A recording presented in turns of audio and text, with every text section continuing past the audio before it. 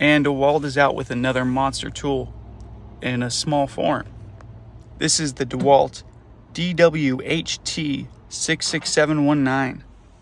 This guy is a 4-volt with an internal battery. Let's see what it can do.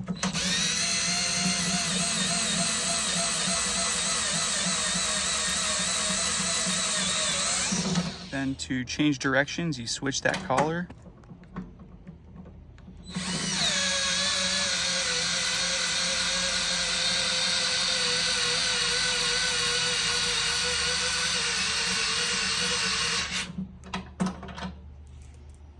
I gotta say, this thing has a lot of power for its size.